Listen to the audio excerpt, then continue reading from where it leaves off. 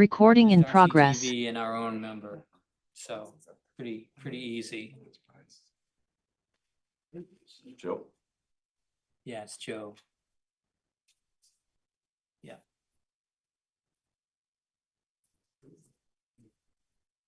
All right, so I'm gonna start, okay? Hello, everyone, this is Chuck Taroni, Reading's Conservation Administrator. This meeting will be conducted in person and in remote format consistent with Chapter 2 of the Act of 2023, which further extend the certain provisions of COVID-19 measures regarding remote participation in a public meeting until June 30th, 2027. Please note, not all items listed may be in fact discussed, and other items not listed may be brought up for discussion to the extent permitted by law. The agenda includes those matters which can be reasonably anticipated to be discussed at tonight's meeting. This meeting is being recorded. The materials that we're looking at are available at the Conservation Division page, and Brian Bowe, the Commission Chair, will facilitate the meeting. Please note there will be a public comment period at the end of each hearing. Each vote taken tonight at this meeting will be conducted by roll call. We will begin by roll call attendance. And Brian, can you please review the agenda and take the roll call attendance? Sure. I'll review the agenda first. First item is 0 Small Lane by applicant's request that will be continued. Next is 400 Grove Street by applicant's request that will be withdrawn. Next is 23 Family Circle, which is opening a public hearing for a notice of intent. That's it for our hearings tonight. We'll then move on to a number of discussion items, including discussion on the trail grant we're working on, budget update, tree removal policy update, and fees conversation. And then that'll be followed by old new business, a number of items. What's important of which is we have a number of minutes to approve so we can get some off the docket, and that's it for tonight. Having said that, we'll do a roll call. This will be the order that we vote in. Walter. Walter Talbot, Commissioner, present. Tim Michelle, member present. Chirag Staliker, member present. Rakio, member present. Martha Moore, Vice Chair present. Brian Bowe, Chair, present. And Associate Member. And Joseph Fleury, Associate Member, present. Thank you, Joe. Okay. On our first item for tonight is 0 Small Lane. At the applicant's request, they would like to continue this until February 11th. So we have to have a motion and a vote to do that. Can I I have a, move that we continue 0 Small Lane to February 11th, 2026. Walter Talbot seconds. Walter Talbot's in favor. Michelle in favor. Chirag Staliker in favor. Rakio in favor. Martha Moore in favor. Brian Bowe in favor? Okay, next is 400 Grove Street. The applicant on this would like to withdraw. We need a motion to accept the withdrawal. Can I have a motion, please?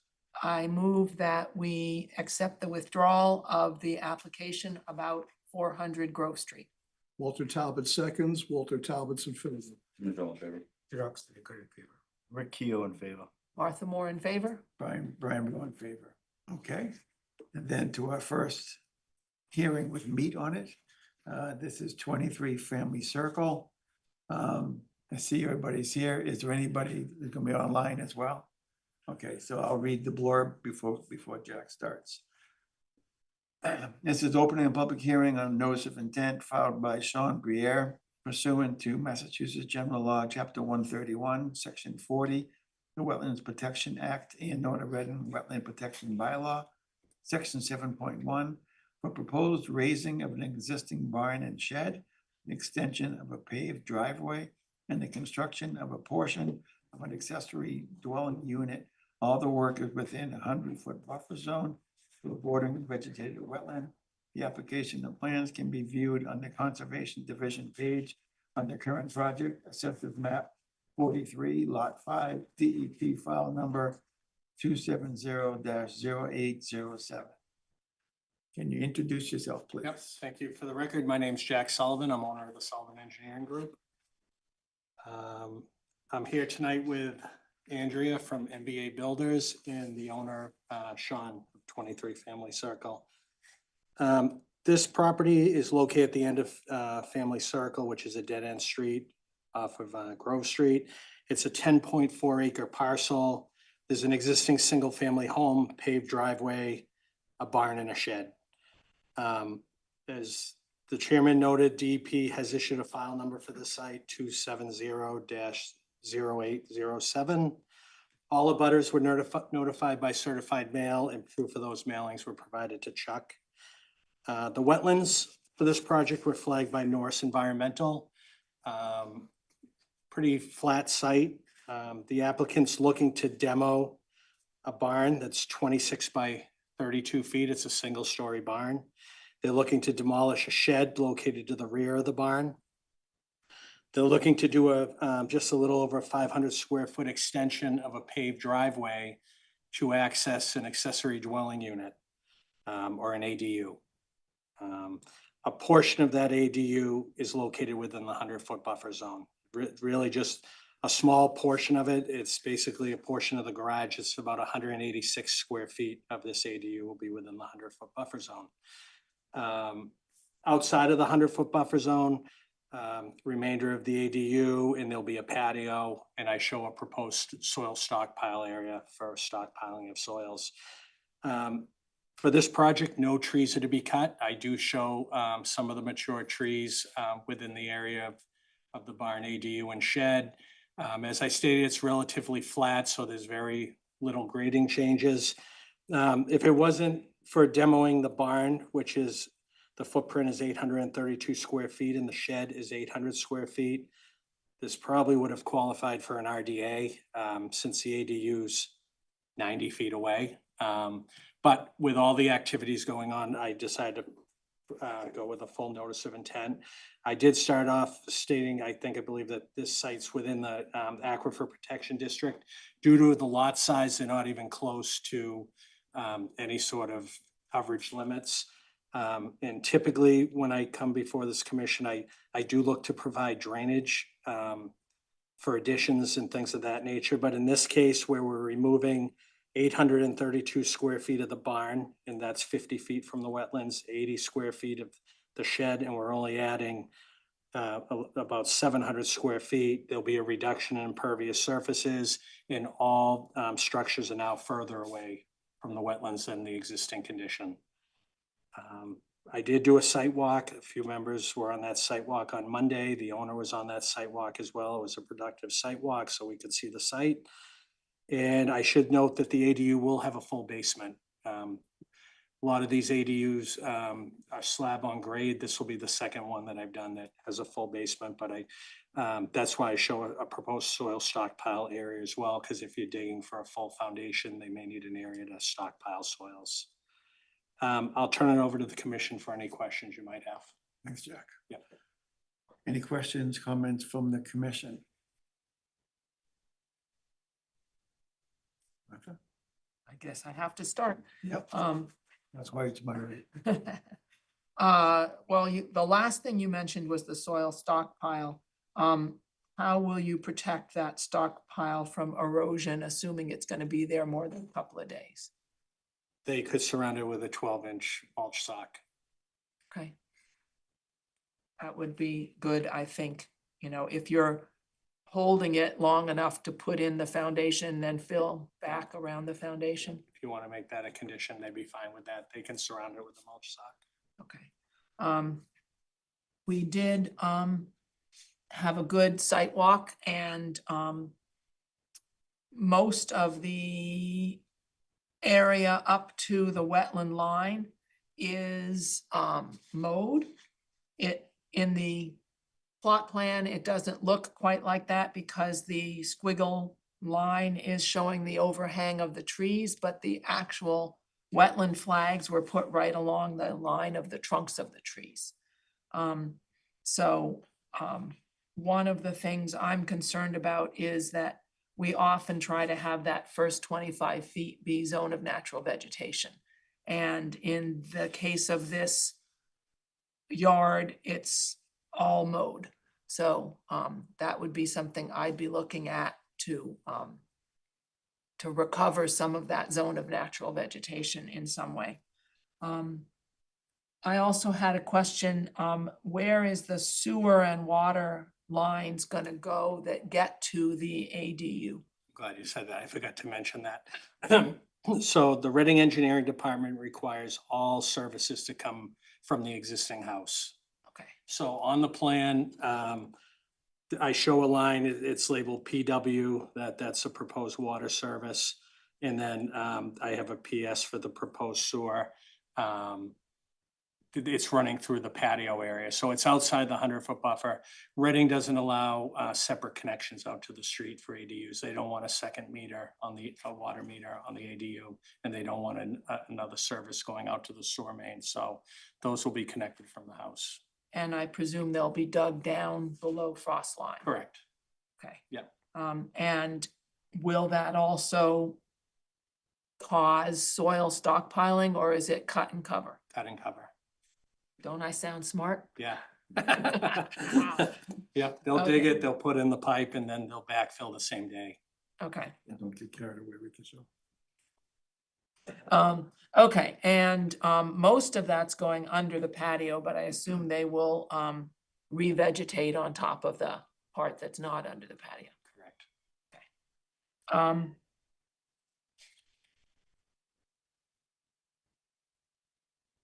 Okay. The only other thing we noticed when we were out there, well, a few other things, between 10A and 9A wetland flags, it looks like some previous, occurrence multiple years ago did some filling in that area of, looked like, not construction debris, but soil and rocks that goes into the wetland. I'd like to see that removed so that we can restore the level of the wetland in that area. Mhm. And we also noticed that there are some places where the landscapers or someone was pushing leaves back beyond the wetland line. And we usually ask for the leaves to be removed down to where they are starting to decompose so that the upper layers of leaves are removed. So I propose that as a condition. And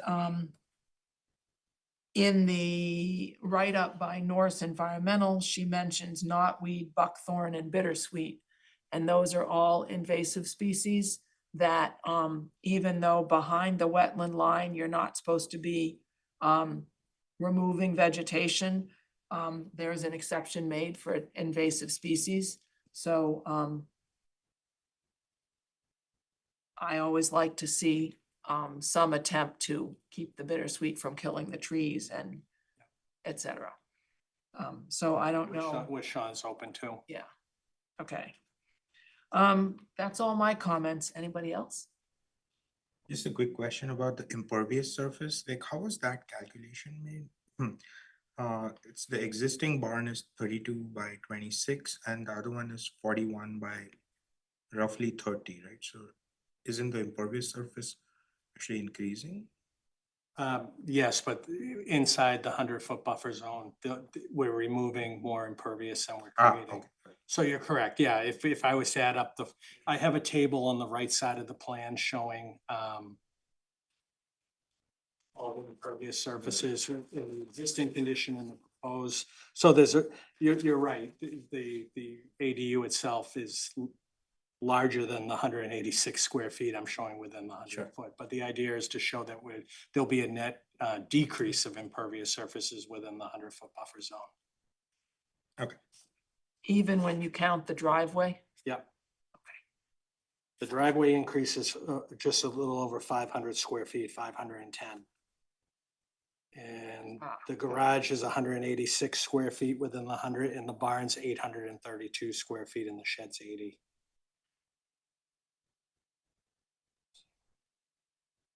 Anything else? So we're reducing everything by about 200 square feet. I have some questions. You talked about a stockpile area for the soil being removed. What about an area for the debris from the demolition of the barn and stuff? So the barn will get demolished, and Andrea, I'm thinking they'll load that right out and truck it right out. Okay, so immediate. Yeah. Okay, good. And then I might jump to your next question, Brian, but once they remove that barn and level out that area, would it be acceptable to the commission if that was like a laydown area for the lumber? The incoming material, yeah, that was my next question. Okay. Yes, that would be fine. We will, Jack, want, we will at some point want a dumpster though on site, but we can put that outside the buffer if you're okay with that. Like during construction. So outside the buffer, yeah, okay, yeah, there's plenty of room there. Let's talk a little bit more about the plantings in the buffers. So Martha mentioned it. And she's right, the grass goes right up to the flags. So we typically look for up to 25 feet of an area there. What I was thinking is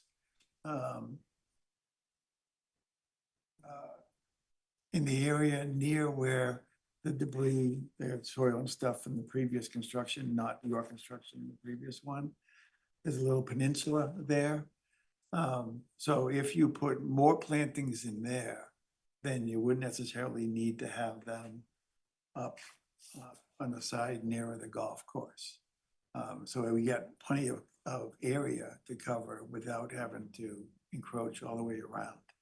So were you thinking you might have to pan up a little bit, Chuck, on that, but are you, the little peninsula was like between flag 15A and 17A? Yeah, down in that area. You can see that's like this angle, this triangular area. Yep. And so if there was some kind of in that entire triangular area, we would get a lot of surface and protection. Yep. Without necessarily going all the way around.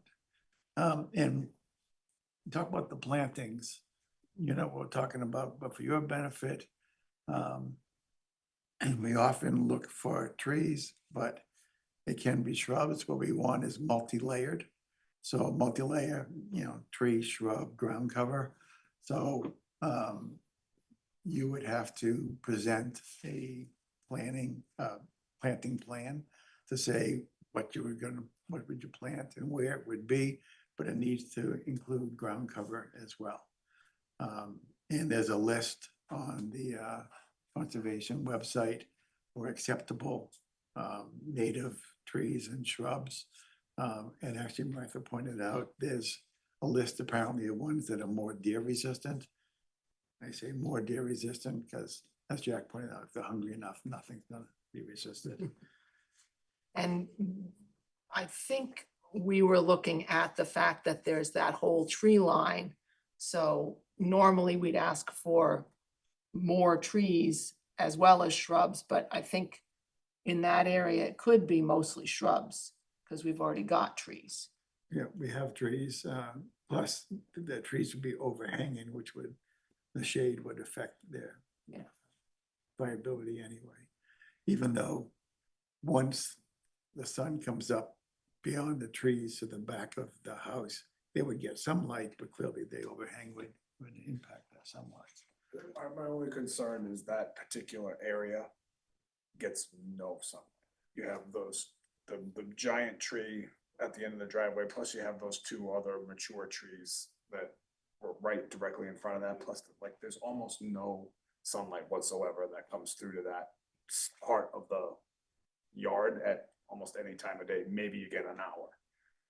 I don't mind doing some planting. I just want to make sure that what is on your list will actually survive there. So you'd want to pick some shade tolerant species. Sure will. So I don't mind if it's that kind of area, cutout area down in the back corner. I don't. And I guess I also was thinking in between 10 and 9, flags 10A and 9A, where you're taking the fill out, you might want to put in something that's native species after you take out the fill so that you don't just end up with buckthorn taking over that whole section. So that would be the other place I would be looking for less replanting there than the other place, but some. I'm okay with that. And again, shade tolerant, that could even be some ferns. They would do very nicely in that patch, and there are some ferns on the list. I hope that Jack is writing that down, because I will not. I am writing it down, Thank you. because I won't remember either. When Sean puts together that planting plan, is that something that would come back before just for his knowledge, would he have to come back before the commission, or is it something Chuck would look at and approve? Let's make that a condition, have that conversation at that point. Sure. I think to some extent, it depends on how extensive it is, how straightforward it is. We're not looking for something drawn by an engineer. It's a sketch of the area showing the placement, where you're gonna put shrubs, assuming you're putting shrubs, and the types. But it doesn't have to be anything that Jack does, or an arborist or anything else. I think as I mentioned when we were on the site, I haven't given much thought to the overall landscape plan for the entire site at this point. We wanted to get the two structures built, get the patio built, and then kind of go from there, because I assuming like there's gonna be a big dirt pile where the barn used to be, so we're gonna have to figure out all that. I'm assuming that's gonna be one, but I have to think through all of that. I'm happy to incorporate into that plan whatever we do And we in talked, those two spots. and we talked about that we're not really looking for ornamental kind of plants. If you want to do some, that's great up by the house or whatever, but doesn't really help as far as the, Not sure I That can, very much. even if I wanted to down there, I but just thought I'd put it on the record. yeah. Again, happy to put whatever is approved on the approved list in those two particular areas and incorporate that into the landscape plan that the lovely folks at MBA are gonna help me with when we get to that point. That's the main points I had. Chuck, do you want to add anything? Sure.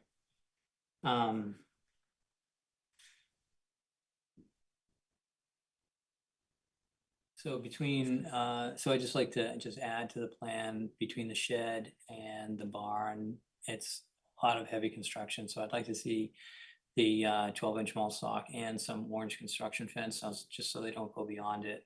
So, because that's your limit of work. Yeah.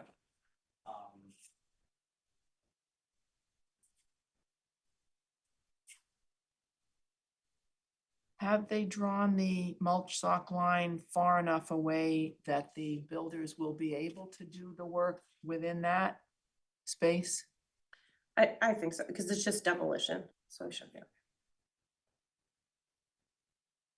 Does that also include access to that existing stockpile of fencing and waste just beyond the shed?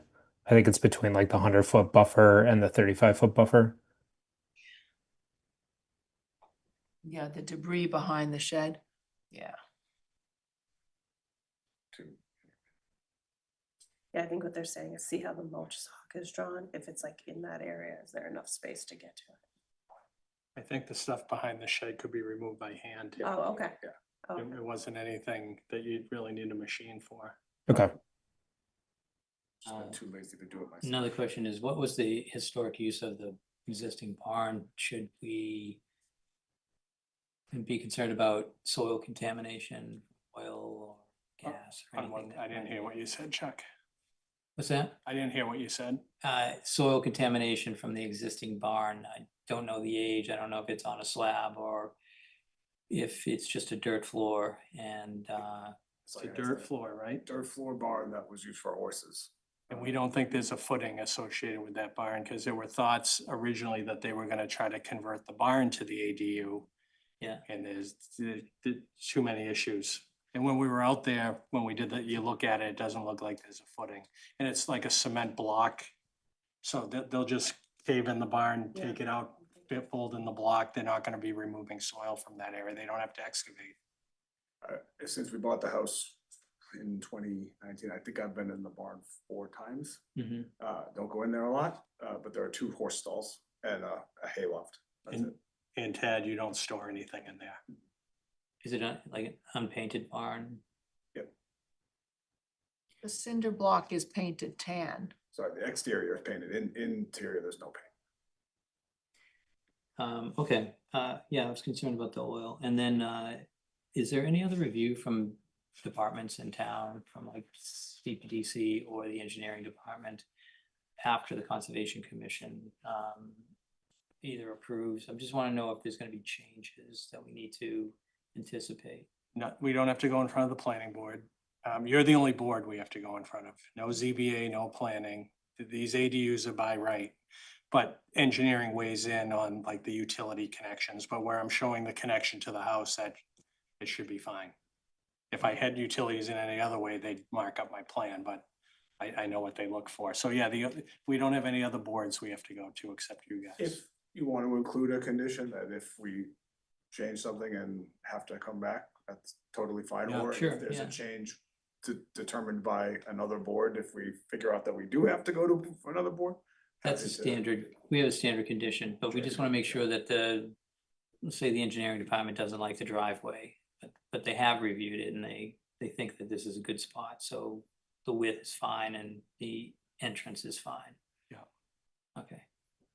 All right, well, that's all I have for questions. Okay, any last questions or anything?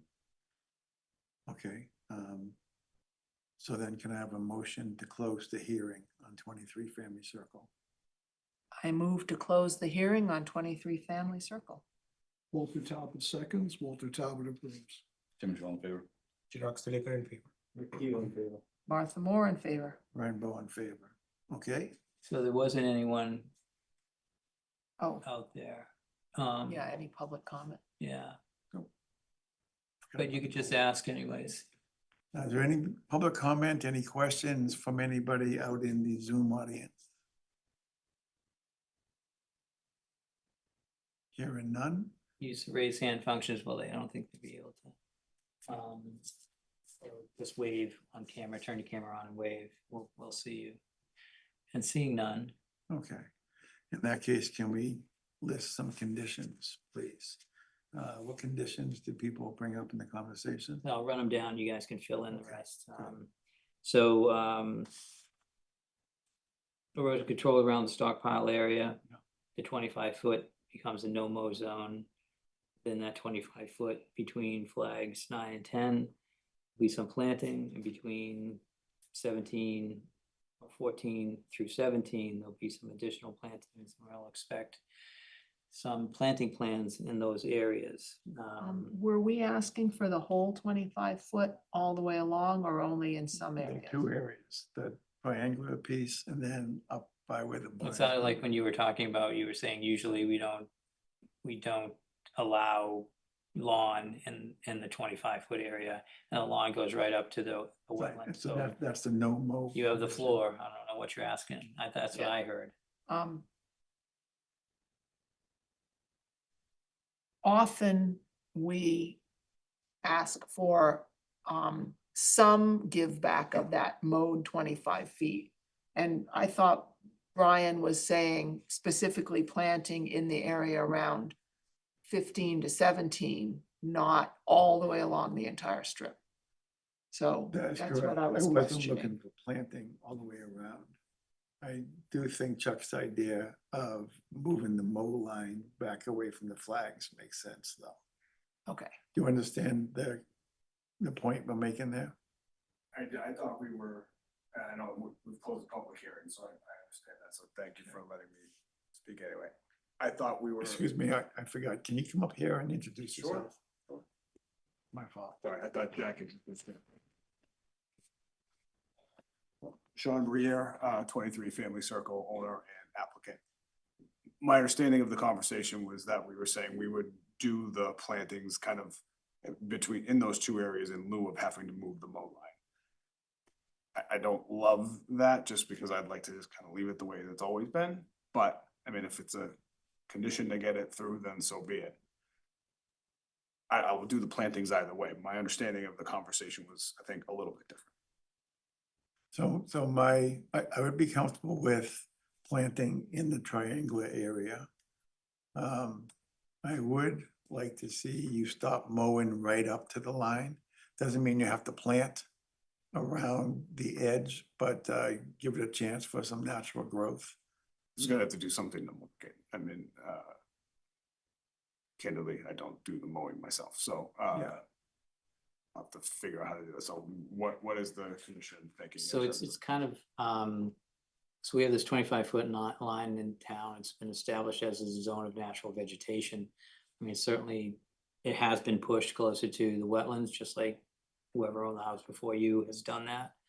But along with our 25-foot zone of natural vegetation, we usually require granite bounds or concrete bounds showing that behind that area is a no-touch zone. So that would probably have come up during this conversation about how we're gonna manage the bounds because they're Yeah. required on the 25-foot line. Should we unclose the hearing because we didn't talk about the bounds and have a chance to discuss bounds? Yeah, but you can have the applicant talk about it, but you also can just talk about it yourself. Okay. Because it's standard. But that's, I think that Brian invited him to the podium. We've essentially done that. So why don't you reopen the hearing? So I move that we reopen the hearing on 23 Family Circle. Walter Talbot seconds, Walter Talbot approves. Tim Michelle in favor? Gerard Silica in favor. Pete McHugh in favor. Martha Moore in favor. Right. Okay, so the topic has to do with around the edges. And we were looking to not require plantings all the way around. So now we're talking about two things. The most immediate one is the placement of granite bounds. And do you know what we mean by granite bounds? No.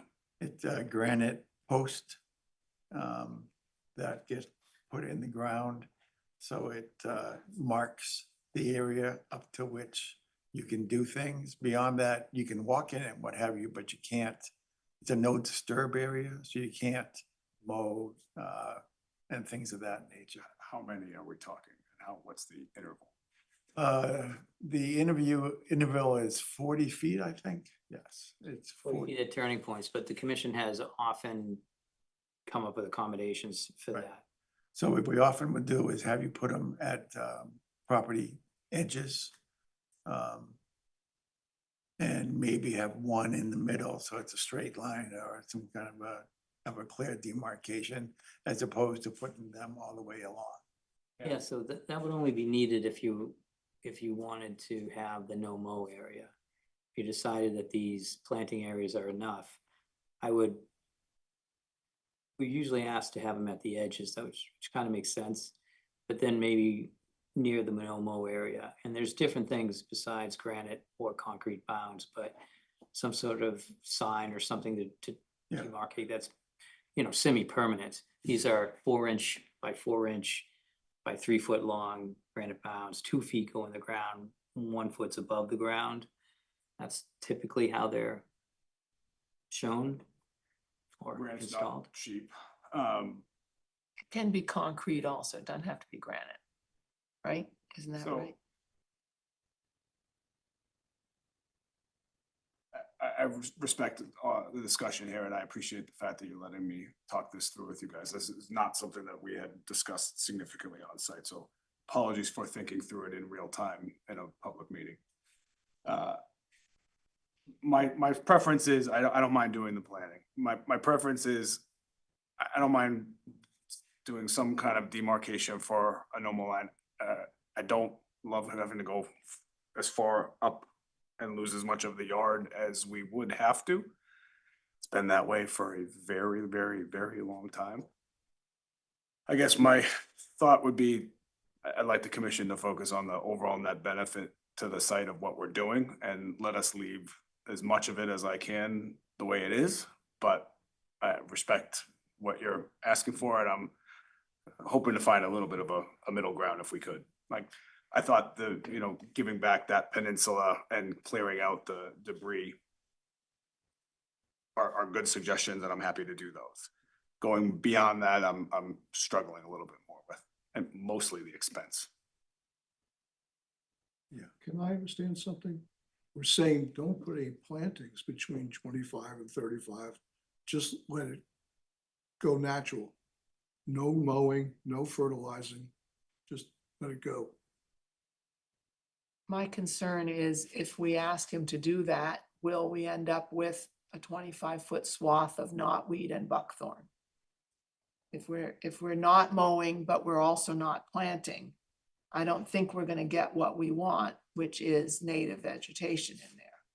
So that's why I'm inclined to let him continue to mow most of that area, replant whatever we're asking to replant, and try to keep the invasives out of the area that's not being mowed. So that was my reason for questioning no mow all the way up to the 25-foot. And I'm looking at, if I were gonna put any granite bounds on there, I would think one at the point of the driveway where it crosses the 25-foot line would be a reasonable place to put a granite bound right at the corner of the driveway. And that would indicate that 25-foot line in that location. And maybe one other one where the 25-foot line meets the woods up at the top edge. You know, those two feel to me like they would give you some sense of where the 25-foot zone is without having to ask them to put in multiple Whole row, bone yeah. stones, yeah, especially if they're not mowing. If they're not leaving that unmowed, then you'd have posts in the middle of the lawn. And I'm not opting for that. I'm not campaigning for that. But what do the rest of you guys think? I'm only one vote.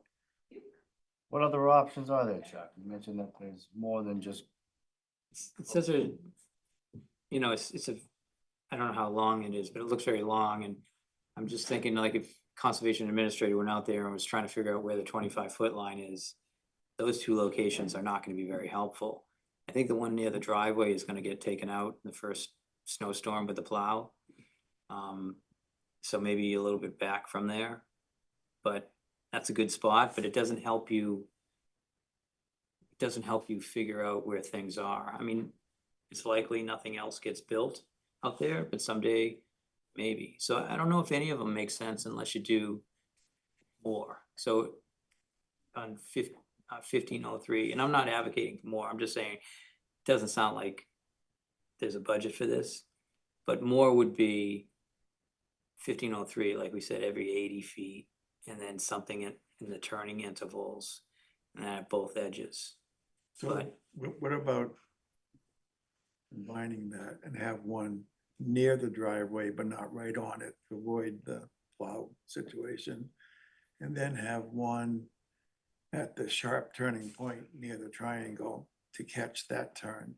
And then one up all the way to the top by the property boundary there. It's not exactly along the 25 feet, but it gives a straight line demarcation. Yeah, that's not a boundary. This is a huge lot.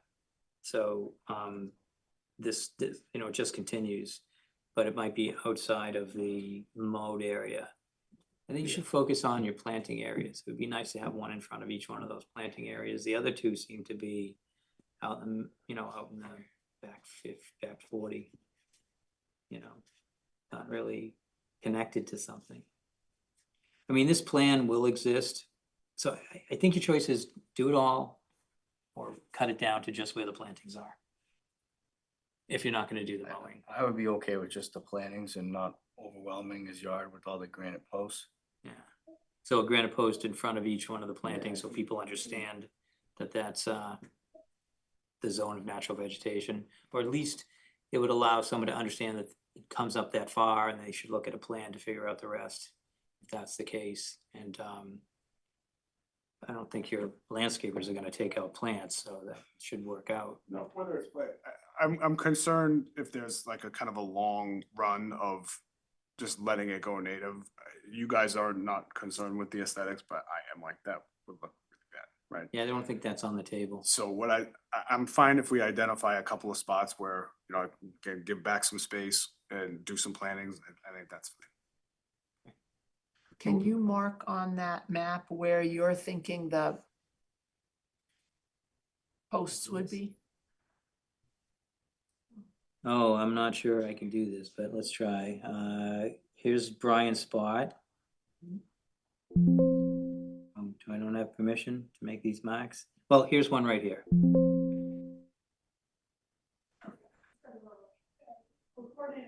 All right, I'm not gonna try. One's gonna be there, one's gonna be between, what was it, 7 and, so between, like, one in the middle of 7, 14 and 17, and one in the middle of 9 and 10. Yeah, just serve as a reminder. Not to disturb beyond that. Where did you get 3? You say one by the corner, one at the bend, and then one between 9 and Yeah, 10. one up by the driveway. And then one at, I don't think, I don't think the driveway one makes sense based on how it looks on site.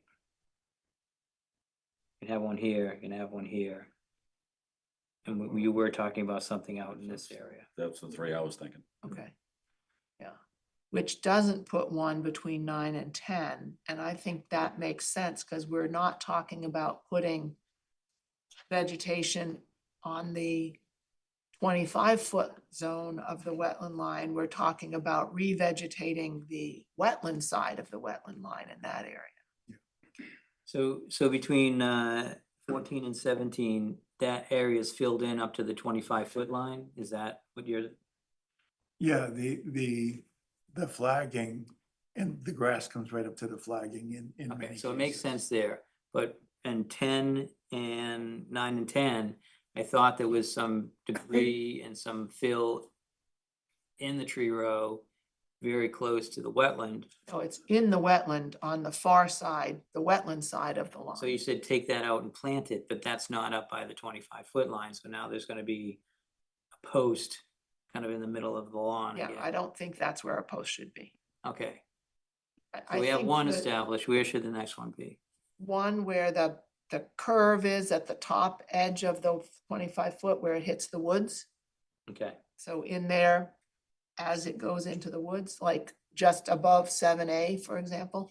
okay, And then I was proposing one near the driveway, but maybe at the corner where, did I say yes to You're just 19A. above 7A? I think you did, That's gonna be in the middle of the lawn. 7A? It's in the woods.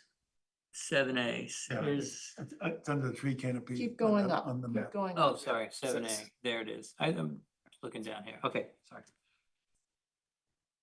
So that way it would be down to 3. 3, so 3 posts. 2 corners at the bottom and one And up again, at it the other doesn't follow the end. line exactly, but Where's the line? That's 7A? It's up here. Way up where it goes up and over So the she top of the wants it- mountain. it's the bend. In here.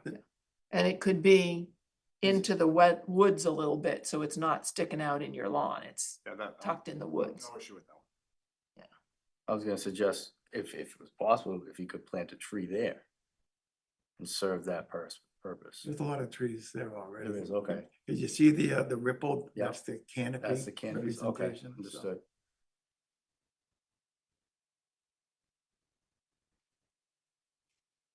So that way you get away with minimal number of posts. And one's still the one by the Appreciate that. driveway?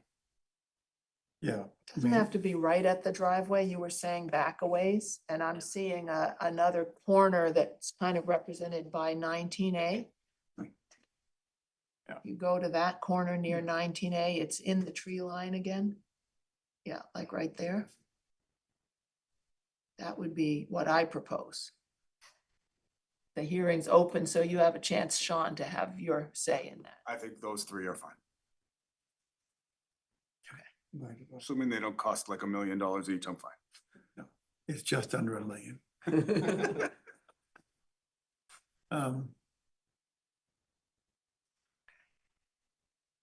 So as long as we're open again, let me ask about what you said about the area with the construction debris from way back when, not the most recent one. Right, so Between 9A and 10A. there's some little ripples there of soil that have grown over and been there forever. We're not talking about removing that soil.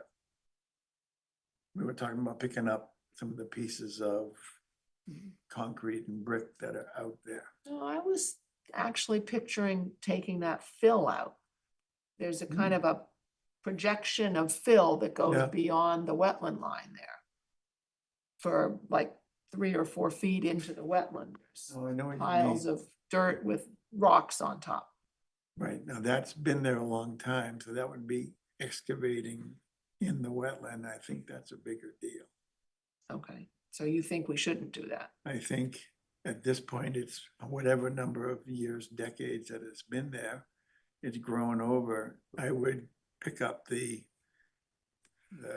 pieces of construction debris that we saw, which is not a huge deal, just to clean up the area. But I don't think we should try and dig out the fill. I mean, we've been other places where it's been filled clearly, and we've said, okay, long time, it is what it is. We haven't tried to undo that. Okay, in that case, I withdraw my suggestion of removing that fill, and also then we don't need to plant. Cause they In won't that have, area, in right. that area between 9 and 10, we can Okay. skip the So the ferns up there. planting is back to just the triangular area in the bottom. That's okay with me. Right. You guys, everybody else okay with that? I'm good with that. I just want to understand the mowing, going back to the previous question about mowing in that area. We're okay with them mowing there. Well, they're actually gonna be planting Okay, shrubs, ground cover, whatever, so they can mow around the shrubs. Okay. But we would prefer that they put the plantings and just let it go. And that won't be a eyesore situation, because you're gonna have shrubs in there and what have you, and then you're gonna end up with natural grasses and ground cover and what have you. Now, when you're talking about that, you're talking about around 17 to 14. And we're not talking about planting shrubs along from 14 up to 7. Correct. Okay, and are we allowing him to mow where he That's has my historically mowed? Except in that triangular area. Yeah, okay, I'm good with that. Are you good with that, Chuck? I'm good with whatever the commission agrees to. So obviously, we've talked too long. Okay, any last minute conversation before we close again? You don't see Joe, is his hand Want up? to see if anyone's on? No, I'm good. I don't think there's anyone here, although there's participant 1, 2, 3, 4, and 5. Looks like different people, but I'm not sure they don't have names. Close again. Can I have a Okay, I motion move to close the hearing. Walter Talbot seconds that. Walter Talbot approves. Michelle in favor. Chirag Spillico in favor. Rick Keough in favor. Martha Moore in favor. Ryan Moore in favor. Okay, back to the conditions. What do you have so far, Chuck? Erosion control around the stockpile area. Construction fence near the shed, from the shed to the barn, that orange construction fence. Managed bittersweet, that was kind of vague also. I don't know if you want to, I just wrote managed bittersweet. Is that where they're just going to chop the vines at the base of the tree? Okay. And by the way, it's trees, we talked on the walk, there's lots of trees that are compromised. Planting area between, planting area that's a restoration between area 17 and 14. And native species. No, that was for 9 and 10, so we're not doing that anymore. And then just a granite bound at 7A, at the V on 16A, and at 19A near the driveway. So I then- say granite, but it's granite or concrete. Can you still do the rebar piece in the We have ground? 2 choices, granite or concrete. Yeah, I know that was in the old days. So then the next question is, for this planting plan, is this something that you think should come back to the commission, or you think administrator approval will be sufficient? No, I think that it's fine to just approve it the way it is. It's just a small section of this overall big project. I think that it would be fine as long as Jack understands what we're talking about. And so it sounds like it's out to the 25-foot line and between those flags that were mentioned. And sort of not a straight line, but filled, right? I have a lot of faith in Sean. Okay, any other conditions? Anything from you? All right, so at that point, can I have a motion to issue order conditions for 23 Family Circle? I move to issue an order of conditions for 23 Family Circle. Walter Talbot seconds, Walter Talbot approves. To Michelle in favor. Rick Keo in favor. Martha Moore in favor. Brian Bow in favor. Thank you for putting up with our back and forth. No, thank you very much. Thank you all. Appreciate it. Good luck with your project. Okay, that's it for the hearings. So now discussion items. The first one is the DCR Trail Grant. Walter, do you want me to give the status of that? Okay. You want an update on the status of the Trail Grant? We submitted a proposal for the proposal. And I guess we're discussing it next week.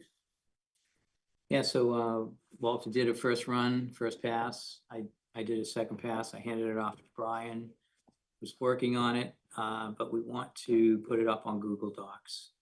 And it would just be easier for everyone to put it on Google Docs. Gave it to Brian on Thursday. And so Brian still has it. I didn't understand that he hadn't made any corrections to it or changes or to put it up already. But tonight, since I included Martha in that email, I'm gonna ask Martha, so Brian, can you send all that information that I sent you?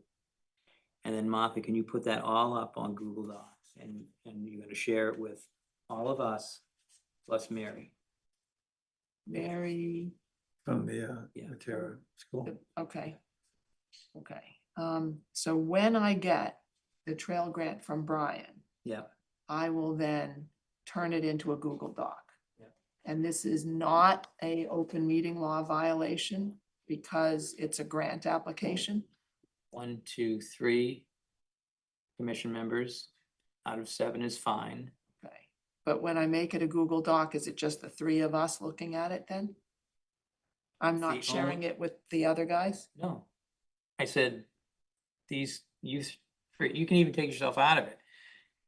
But we need you to put it up there. So Okay, it's only 3, so 3 is fine. okay, You're not sharing it with the entire commissions. And it is not, I don't think it's an open meeting law okay, problem to work on that. And it's certainly less than a quorum. okay. So share it with me, Brian, you, Walt, and Mary. Yeah. And I'll have to dig for Mary's I email. can send that to you. Okay. You find that too. And so we need to have not only this one finished, but we wanted to do a second one for something else, which I'm not gonna mention. But we have another one that we wanted to write. And then, Walter, do you remember the due date? February 14th, February 2. February 2nd, and need Andrew to look at it Okay. beforehand. All right. Calling DCR Trail Grant Program is also fine. I think I'm gonna put in a call. I keep on threatening to do that, but I'm gonna call tomorrow and I'm gonna see if I can get a template for an application for something else that I was thinking of. So that's what we're doing. We're trying to get our head a bit above water on this thing and fighting for February 2nd. And it still has to be looked at by Andrew McNichol. So, You guys understand this is to build the trail behind Recal? I didn't know. Yeah, it's the design. We're looking for a grant for the design, right? design, engineering, and construction costs for that trail, and then we'll come back if we get this grant. That has nothing to do with the trail that the Boy Scout was referring to, right? No, Something no. completely different. Yeah, no one's building a trail there. But except this for us. grant, to clarify, is not for construction. I said construction. It's a Yeah, and I probably design choked of on construction costs. costs. So estimate, it's all planning and design. It's all planning. There's no execution. We'll come back with execution phase 2. Okay. What's that on that one? Next item is a budget update. Do you want to take Yeah, us through that? So Shrock and I, we met with Joe from FinCom Saturday morning at Cafe. Joe Carney, yeah. Joe Carney, yeah, yep. At a Cafe Nero productive meeting. There's a lot of unanswered questions that we have. Chuck will probably have to send you a follow-up email and some of the background of how this all got started, because I didn't have those answers. When it was first brought up, Brian, obviously, first thing I went, that sounds extremely reasonable. It is reasonable. It's like 1/100% of the actual budget. And they have roughly $20,000 in free cash that's out there. So can it be done? Absolutely. I think, I don't know sure if you did it or not. If you had talked to Matt at, well, maybe the town management meeting in November. If not, that was asked by Joe. The other question that they had was, were we on the 2026 budget? I didn't know that answer. We have done no work. We're looking for direction. That's kind of what he was telling me, Mhm. that basically like you would need something done. You would ask Matt or Jane or Andrew for the cash, and then it would be sent to you. So I guess there's a lot more discovery on my end that I gotta figure out to wrap my head around this whole $20,000 budget item. To figure out what's within the $20,000 that we need. Yeah. To me, it's a very reasonable number, seeing what some of these projects and everything costs and volunteer work. I learned about, just having this, we talked about Matera Cabin. We didn't know that there's another resource out there specifically for Matera Cabin. Those are some of the things that we were talking about. So we learned a lot about that, but it did feel like it can be done. He also feels like we're a little behind. Yeah. And Yeah, his- he's for and his 2026, yeah. His other concern was that right now, there's a chance they may be proposing an override in the fall. Mhm. Because of their financial situation, which wouldn't be good for our position. He just said if that happens, there's gonna be layoffs and things like that, so.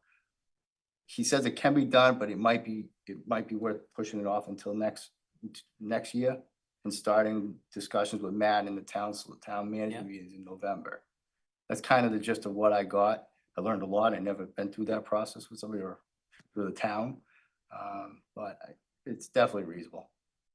Yeah, I didn't think we were gonna make 2026, but we want to get in. Just understand the process. Yeah, we want to get on the right track. Am I missing The anything? Nope. Just the mechanics of it. All right, so you can send that email. I would say with that email, you can like share it with like the chair or vice chair. In case Brian has some more questions, but you couldn't do it with 2 other members. He did say I would probably have to talk to Andrew and Jane and yourself as well. Yeah. But I haven't met. Yeah, so we can, so Andrew first probably, and then maybe all of us, we can meet with Jane and see how this goes. Yep. So start with the email and then we'll figure out next steps. Mhm. We can make the FY 26 budget round, which is remote at this point, but we'll see. Right. And Joe said it was okay if I could copy him on the email, just in case I say something the wrong way to you, he can correct me. Are you okay with that? Yeah. If you're just gonna send it to one person, send it to Brian. Okay.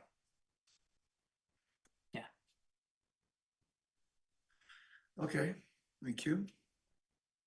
The next is the tree removal policy.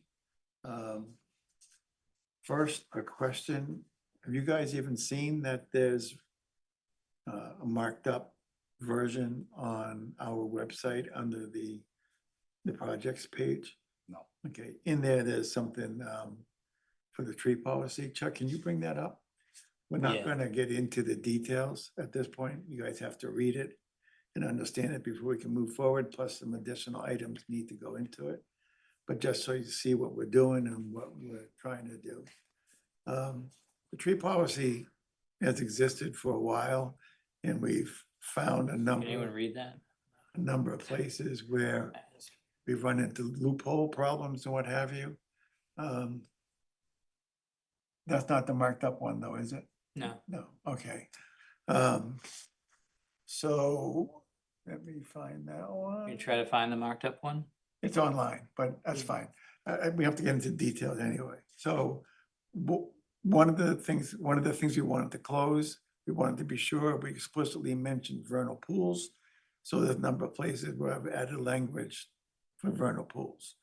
Additionally, with the project we had with the National Grid and Cedar Swamp, a loophole in the language that was used against us had to do with the fact that we talked about within the buffer zone. And they said, but within the buffer zone is not explicitly saying you can't be in the resource itself. So we were thinking that not within the buffer zone meant everything inside of it, including the water. So what I've done is I've added in a few places a phrase that says, or the resource area. So not only is it within buffer zone that's protected, actually in the resource itself is protected. Also, you've heard in a number of meetings, we've been steering people to actual natives with this language in here saying, or cultivar, so that's being taken out. And those are the main changes from that perspective.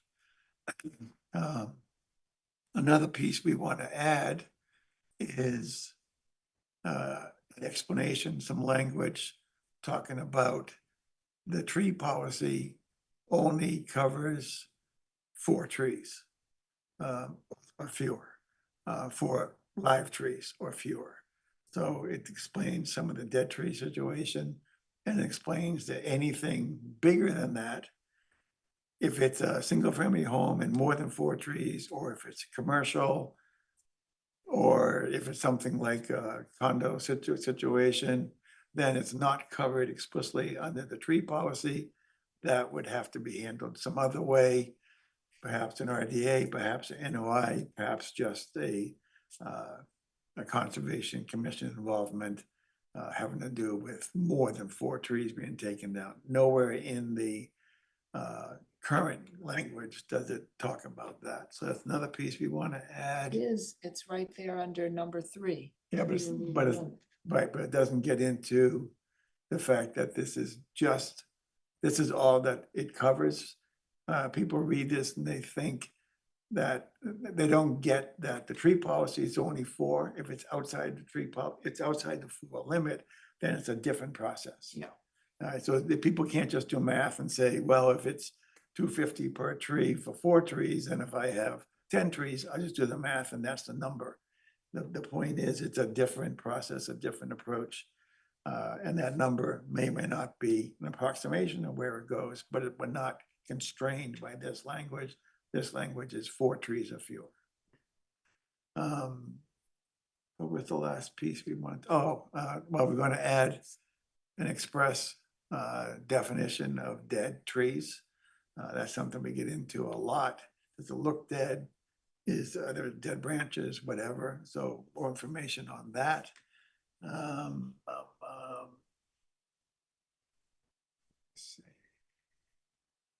So what Chuck has up here are the revisions and not the actual tree policy. Is that right? Well, Brian's probably talking about what he marked up, and I thought he said just add this stuff to what I had sent him earlier today. And I brought this instead of Brian's. Yeah. So, And Walter just showed me that he has a copy of the actual tree policy. Which is online. Yeah. Right. It's marked up online. The yellow is text to add, the red is text to remove.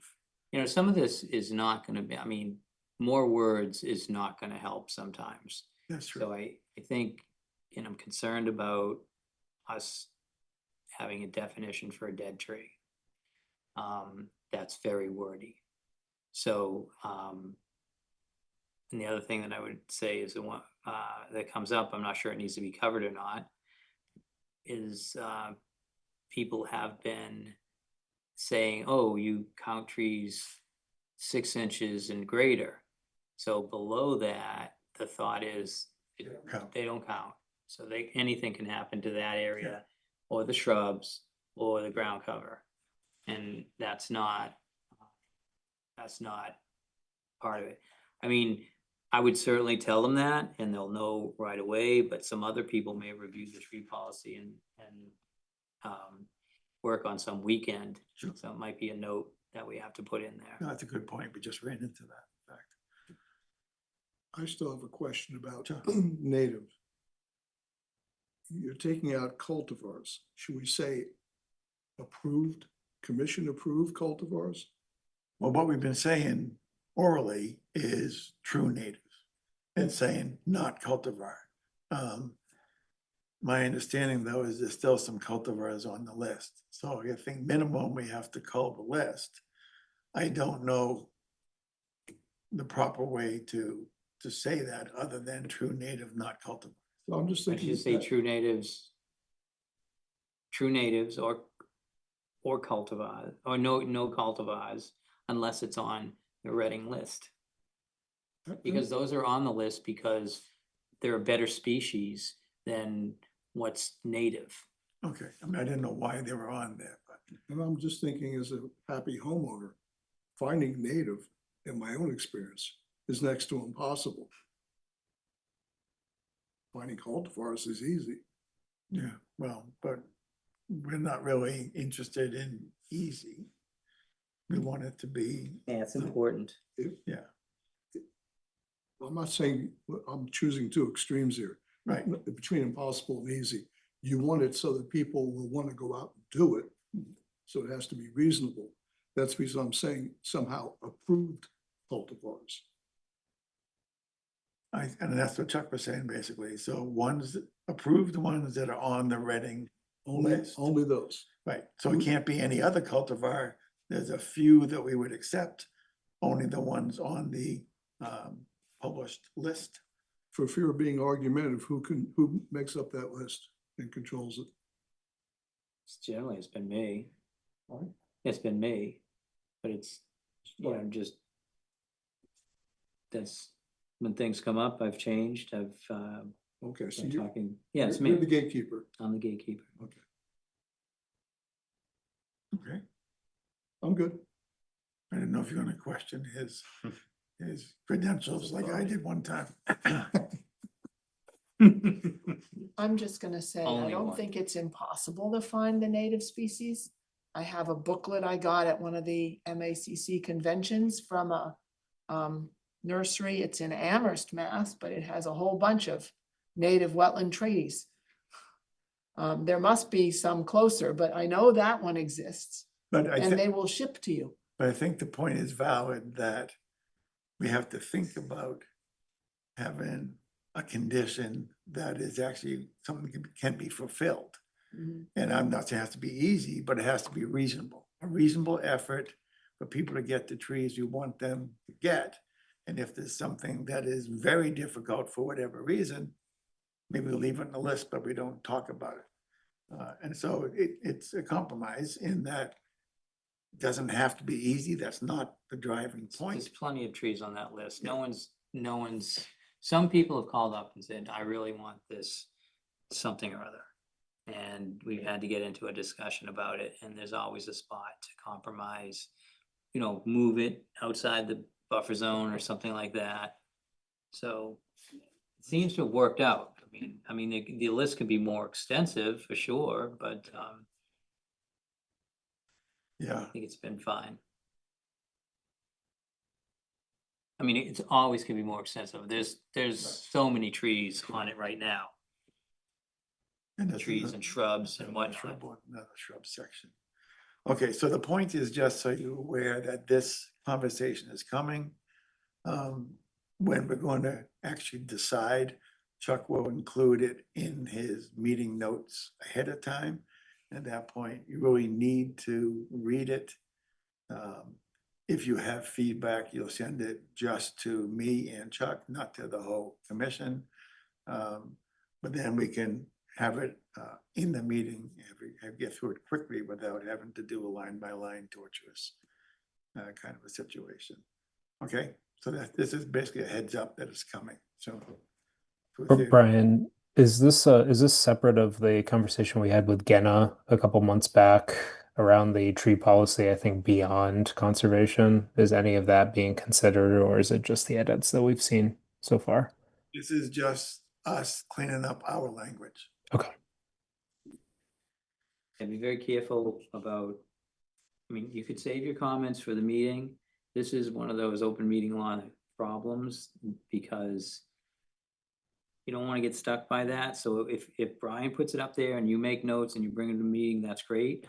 Or if you make notes and you want me to incorporate them to one document and just kind of highlight who's done that, just send it to me. So that's a way you can do it. So don't add anyone else and just add me. Yes, I'd be fine with that. Unlike working on a grant, this would be a problem. Okay. So next item, wetland regulation fees discussion. This is also a heads up that we'll be having this conversation. We have a few areas where we run into issues over the past year, and we want to get our numbers cleaned up. We have guidance from town council on roughly the range for what the fees can be and what the driving force is behind the fees. Whoever made these fees, I'm not sure what the motivation was for them, but they're much higher than is found in any towns around us and higher than town council would allow.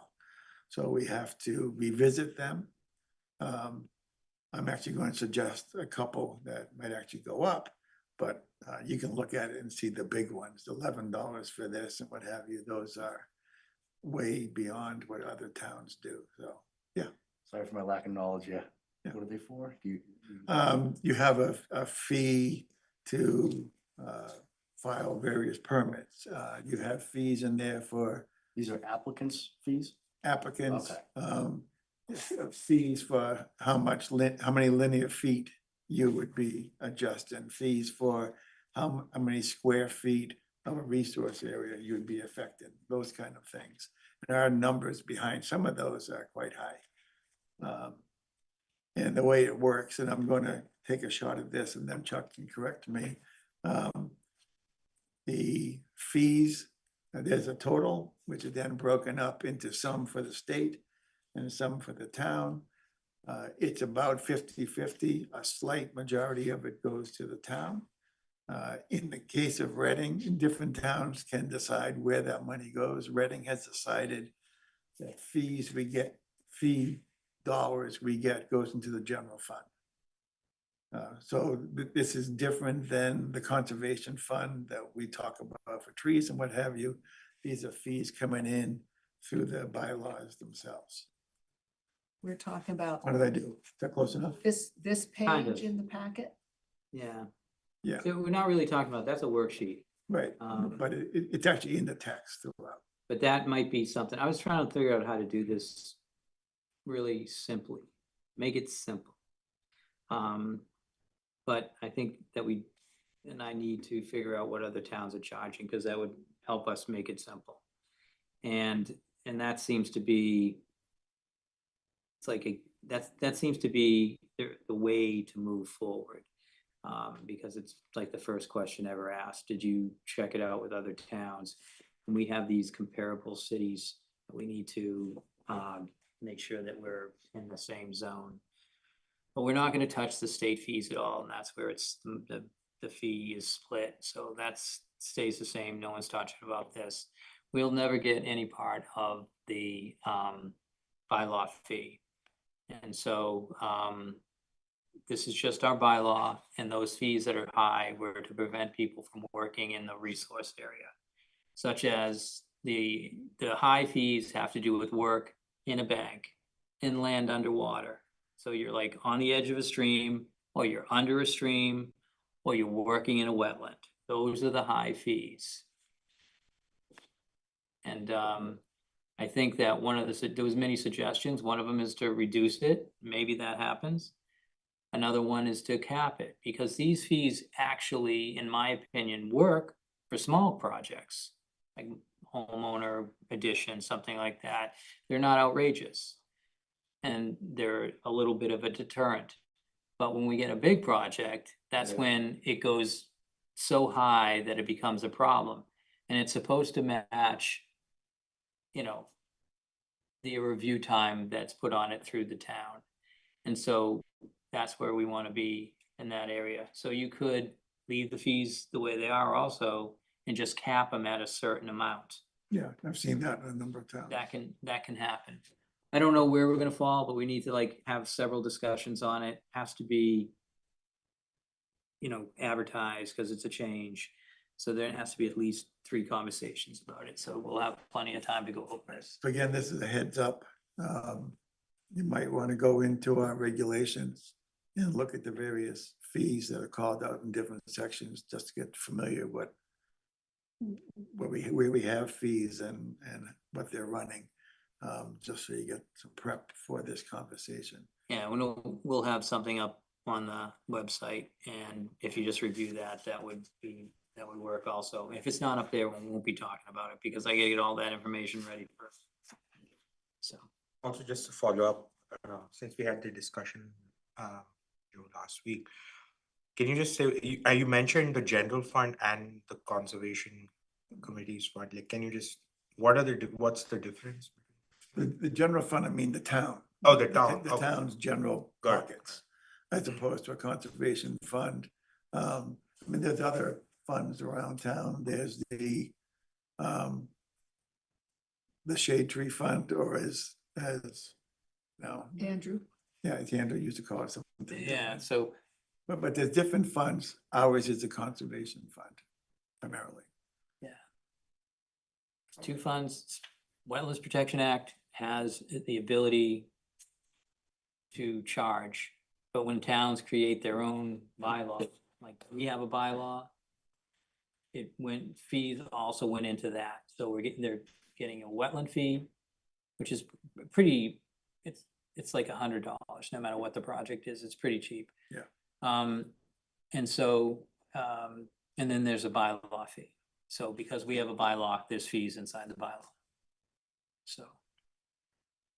And so if we propose changes to this bylaw fee, does it have to go to the bylaw committee and in front of town meeting and all that to get the fees changed? No, Why not? Because it's bylaw. oh, we're not changing the bylaws, we're changing the regulations, sorry, if we started talking about bylaws, sorry, we're gonna make changes in the regulations. The Thank bylaw says that we can set fees, we're not changing that. We're just gonna change our regulations. Fine, thanks. Thank you for that. All in the detail. Yeah, well, Okay, I sat through a whole long town Oh, I meeting know. thing about changing bylaws, so that's Yeah. what perked me up. okay. Then on to old new business. The meeting with DPW that was canceled, Chuck. I had a meeting I had a meeting with, Mike Kessman.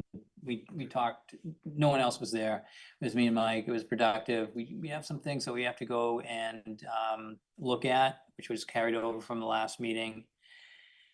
And at the next meeting or the following meeting, I'll be presenting my list of, projects that we need. I've been kind of waiting for the Matera cabin to be resolved, but it's still not resolved. We don't know what direction we're going in with the Matera cabin. So right now it looks like the building commissioner has started to review it, but we haven't found out which direction to go in. So that's maybe some of my asks. Okay. So quickly on violation notices, the only update I have is on 445 Pearl Street.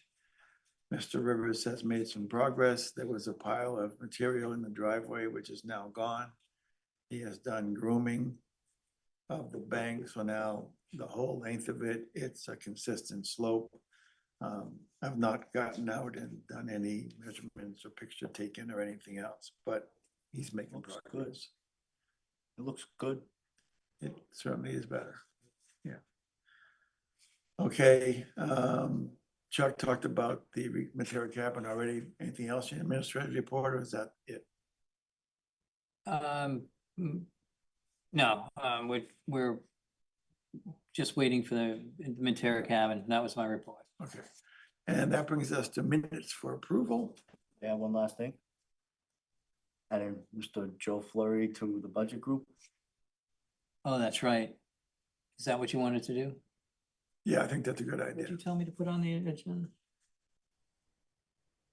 I thought somebody in the budget group would bring that up in their portion of the program, but So what's the,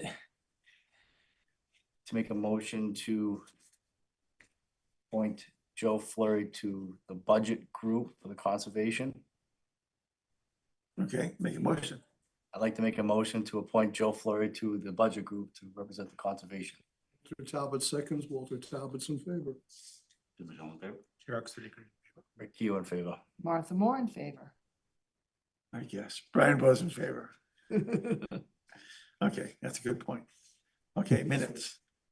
just be careful with those emails. So now, I know that he's just an associate member, but that's a gray line and you're going to, Include Brian, so for right now, probably remove Joe, but can I follow up with him? or you could just be the lead person and deal with Joe and Trot and then just deal with Brian and me or something like that, Yeah. like separate it that way. Yeah, we just don't want to have quorum. So Even though he doesn't have voting power, is it still a quorum? I can check tomorrow but I just feel like the way we do it is he can participate in all, whatever the Conservation Commission does, except for a vote.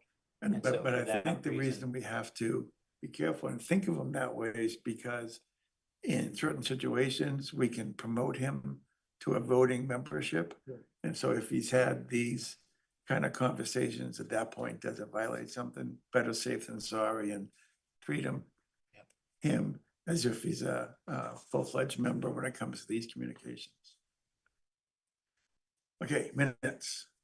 We have a number. I So, move that we approve the September 24th minutes.